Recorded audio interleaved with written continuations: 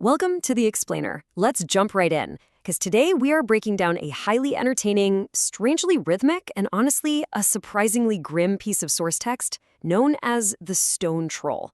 Now, on the surface, it's this bouncy, whimsical poem full of fun wordplay.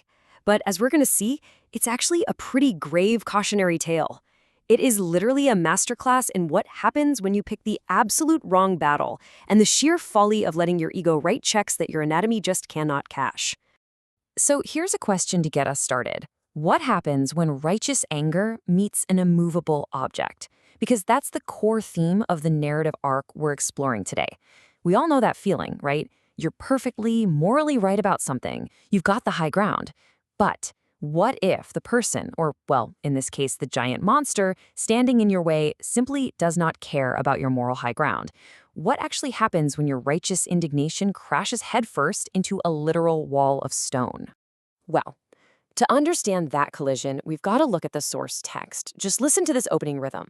Troll sat alone on his seat of stone, and munched and mumbled a bare old bone. For many a year he had gnawed it near, for meat was hard to come by. You can immediately hear that theatrical energy, can't you? It's got this bouncy cadence, those great internal rhymes, alone, stone, bone. But underneath that nursery rhyme delivery, there's a decidedly dark atmosphere brewing. We're dealing with a creature totally isolated in the wild who is desperately hungry. Which brings us to part one, the lonely stone troll. Before the main conflict even kicks off, the text takes a moment to establish exactly who our antagonist is and the environment he lives in. The text tells us the troll dwells completely alone in a solitary cave in the hills. And the absolutely crucial detail here is that meat was hard to come by. Our guy isn't living in luxury. He's been gnawing the exact same bare old bone for years, just out of sheer biological necessity. His isolated environment has turned him into a creature of pure survival. There's no society up here, no rules, just hunger and isolation. Now, what's super interesting is this one specific phrase from the first stanza, seat of stone. We might just read right past it, right? Assuming it just means a rock he's sitting on. But this isn't just furniture. The text is subtly foreshadowing the climax of the whole story right at the very beginning. By connecting the troll's physical surroundings to stone, it's hinting at his own impenetrable, rock-like nature. He is literally one with this hard, unforgiving landscape. All right, on to section 2, Uncle Tim's missing shinbone. This is where the inciting incident happens, and where we meet our wildly overconfident protagonist, Tom. Tom marches up into the hills in his big boots and immediately realizes that the very bone the troll is chewing on is a grotesque family heirloom. Tracking the shinbone's journey reveals this totally bizarre timeline. According to Tom, this bone was supposed to be a line in graveyard, but instead it was stolen by the troll, gnawed on for years in that lonely cave, and has now been discovered by Tom. Looking at this sequence, you can totally understand why Tom feels justified in his anger. From his point of view, this is straight up grave robbery. It's a massive disrespect to his kin. But the troll has a remarkably different perspective. The troll says, "Thine uncle was dead as a lump o' lead before I found his shinbone." I mean, it's a hilariously practical defense. The troll isn't denying the theft. He's just pointing out a very basic, pragmatic fact. Tim was already dead.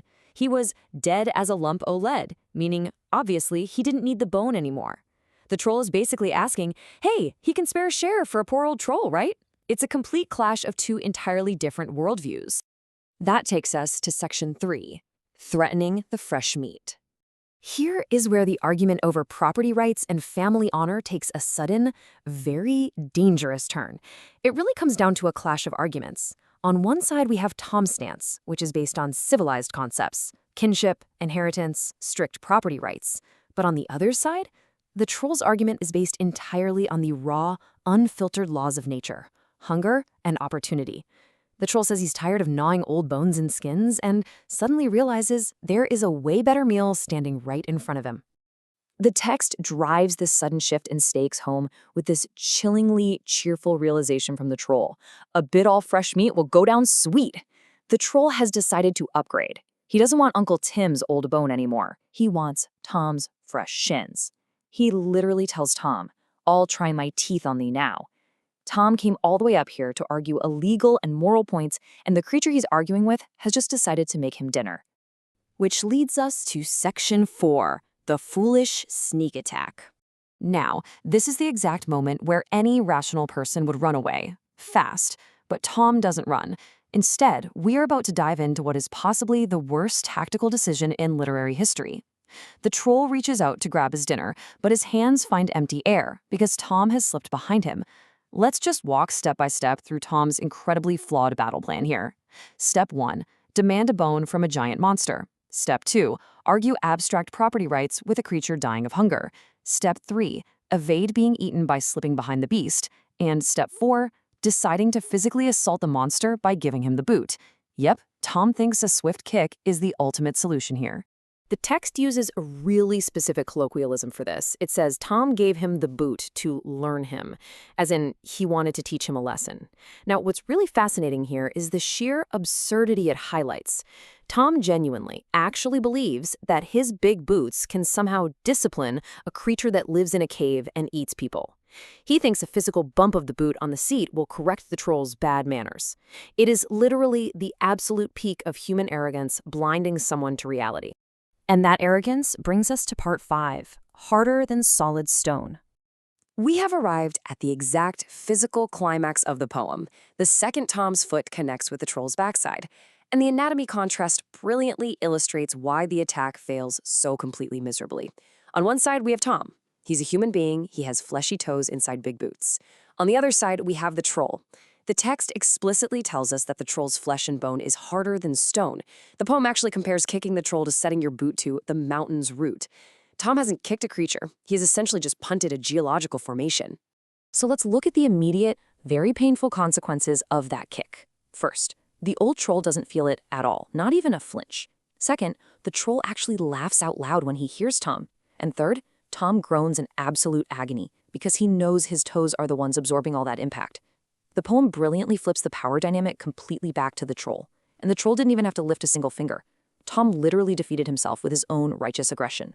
Moving right into Section 6, Lessons from a Bootless Foot. We're transitioning now into the resolution of our story and looking at the enduring, permanent consequences of Tom's righteous folly. The text delivers a pretty harsh final verdict. Tom's leg is game. He returns home entirely defeated, and his bootless foot is lasting lame. He has suffered a permanent physical injury, lost his boot, and lost his mobility. And what exactly did he achieve for all of this suffering? Absolutely zero. Nothing. The troll remains exactly where he started, completely unharmed and totally unbothered. I absolutely love this final quote from the text. Troll don't care, and he's still there with the bone he boned from its owner. Pay attention to that clever little piece of wordplay at the end. The bone he boned. It perfectly highlights the total futility of Tom's mission. The troll's life was completely uninterrupted. He is sitting on the exact same stone seat, holding the exact same stolen shinbone, totally indifferent to the moral crusade that just shattered a man's foot against his backside. So I want to leave you with this provocative thought as we wrap up today's explainer. Are you picking fights with stone mountains? The story of the stone troll isn't just about a guy who kicked a monster, you know? It's a question for all of us. Do we sometimes let our own righteous anger, our absolute belief that we are in the right, blind us to the reality of a situation?